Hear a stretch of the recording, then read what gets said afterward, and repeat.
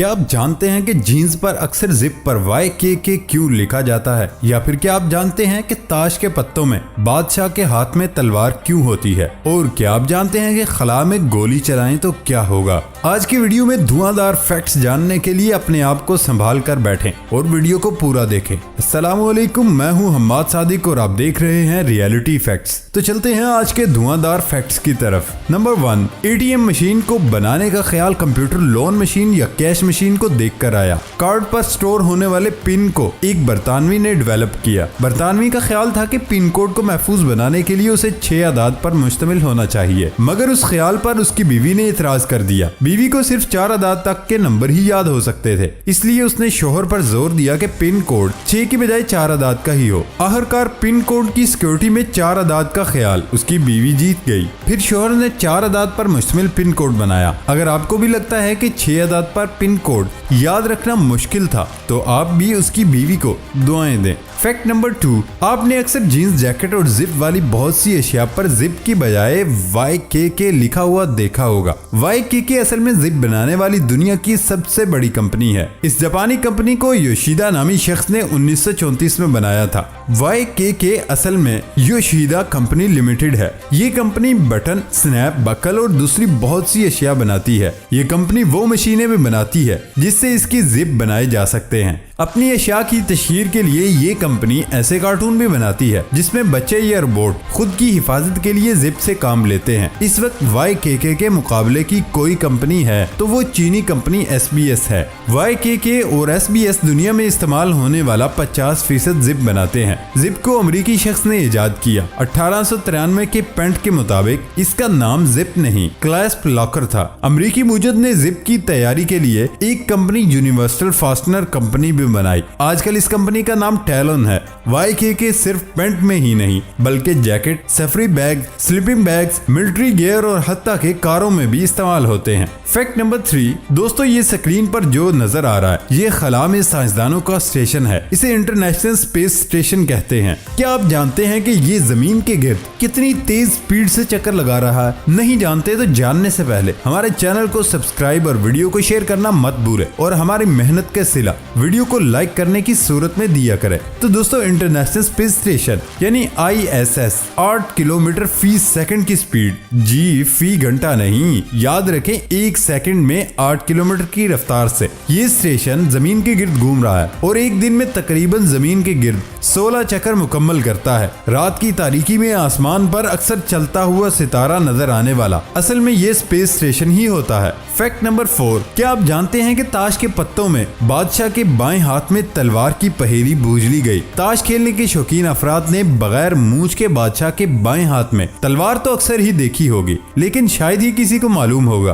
कि बादशाह के हाथ में ये तलवार क्यों है। इस हवाले से कुछ मफरूजे सामने आए। पहला मफरूजा ये कि बादशाह के हाथ में इब्तदाई ताश के पत्तों में एक कुल्हाड़ी हुआ करती थी, लेकिन सदियों से ताश के पत्ते बनाने वालों की नाकिस नकल के बायस कुल्हाड़ी को तलवार की शक्ल दी गई और अब बादशाह के हाथ में कुल्हाड़ी की जगह तलवार दिखाई देती है। दूसरा मफरूजा जो कायम किया गया वो किंग ऑफ हार्ट्स, जज्बाती तौर पर परेशान फ्रांस के शहजादा चार्ल्स 7 की नुमाइंदगी करता है, जबकि एक और मफरूजे में कहा जाता है कि ये अजीम बादशाह एजिक्स की नुमाइंदगी करता है और मलका दुनिया की सबसे खूबसूरत खातून हेलन है। जब मलका ने इनकार किया तो बादशाह एजिक्स ने अपनी ही तलवार से खुदकुशी कर ली। तो दोस्तों क्या आप कार्ड के बारे में ये इंटरेस्टिंग फैक्ट जानते थे? कमेंट करके लाजमी बताएं। फैक्ट नंबर 5, क्या आप चीनी कहावत बदसूरत बीवी खजाना होती है का दिलचस्प बैकग्राउंड जानते हैं? अगर नहीं जानते तो मैं आपको बताता हूँ। ये तो आप जानते ही हैं कि बहुत से लोग, खासकर अमीर लोग, किसी हसीन और जमील जीवन साथी का साथ चाहते हैं। लोग चाहते हैं कि उनकी बीवी ऐसी औरत हो जिसे दूसरे देखकर रश करें और सोचें कि इतनी खूबसूरत बीवी का शोहर साहिब हैसियत शख्स है। इसके बरअक्स जब आम लोग या जिनकी माली हैसियत कुछ ज्यादा ना हो तो वो शादी के लिए ऐसी औरत चाहते हैं जो बच्चों का और अपने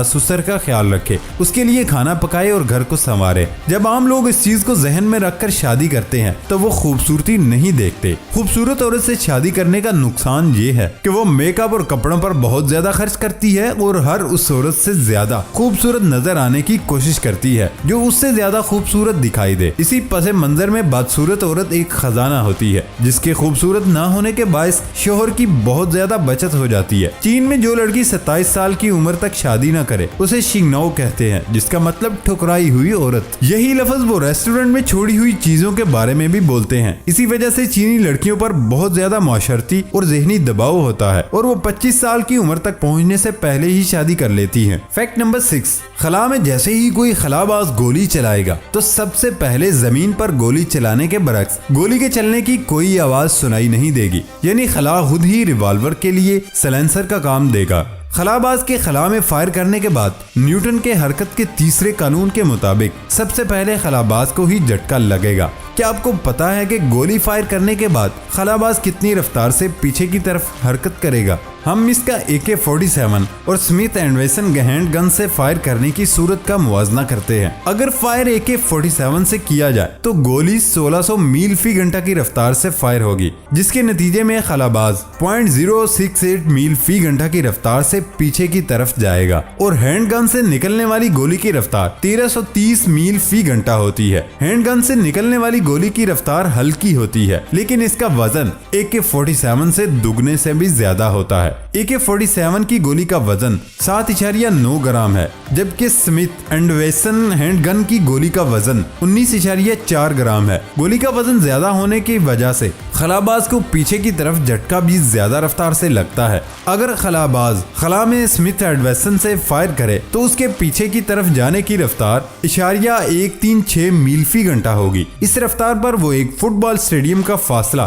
30 मिनट में तय करेगा। खला में खलाबाज चाहे किसी भी हथियार से फायर करे, उसका नतीजा पीछे की तरफ झटके की सूरत में ही निकलेगा। अगर खलाबाज दाएं तरफ का निशाना लेकर फायर करे तो गोली जमीन के मदार में घूमने लगेगी। इस सूरत में हो सकता है कुछ देर बाद गोली पीछे से आकर खलाबाज के सर पर ही लगे। इससे जाहिर होता है कि जमीन हो या खला, हथियारों का इस्तेमाल हर जगह नुकसानदेह है। फैक्ट नंबर 7, अफ्रीकी हाथी जमीन पर सबसे बड़े जानवर शुमार किए जाते हैं। एशियाई हाथियों के मुकाबले में उनका साइज काफी बड़ा होता है। उन्हें उनके बड़े बड़े कानों की मदद से आसानी से पहचाना जा सकता है। अफ्रीकी हाथियों के कान को गौर से देखें तो ये अफ्रीका के नक्शे जैसे लगते हैं। एशियाई हाथियों का कद काठ अफ्रीकी हाथियों से काफी छोटा है, जबकि इनके कानों की बनावट भी जरा सी मुख्तलिफ है। हाथी के बड़े कान उनके लिए एग्जॉस्ट फैन का काम करते हैं। उनसे हाथियों को ठंडा रहने में मदद मिलती है। हाथी अपनी सूंड से खुद पर पानी डालकर बहुत खुश होते हैं। पानी में नहाने के बाद ये मिट्टी में बैठ जाते हैं, जिससे इनकी खाल पर कीचड़ जम जाता है। ये कीचड़ हाथी को सूरज की हीट से महफूज रखता है। हाथी अपनी सूंड यानी नाक से सूंघने, सांस लेने, पानी पीने, चीजों को पकड़ने और खाना तलाश करने का काम लेते हैं। एशियाई हाथियों की सूंड नीचे से अफ्रीकी हाथियों से मुख्तलिफ है। नर और मादा दोनों हाथियों के दांत बहुत कीमती होते हैं। इन दांतों की वजह से ही इंसान अब तक लाखों हाथियों को शिकार कर चुके हैं। एक बालिग हाथी दिन में 136 किलोग्राम खाना खा सकता है। हाथी बहुत कम सोते हैं। मादा हाथियों में हमल का दौरानिया भी 22 माह का होता है। दोस्तों, ये थे हमारे आज के इंटरेस्टिंग फैक्ट्स। नई वीडियो आने तक इजाजत दें। अल्लाह हाफिज।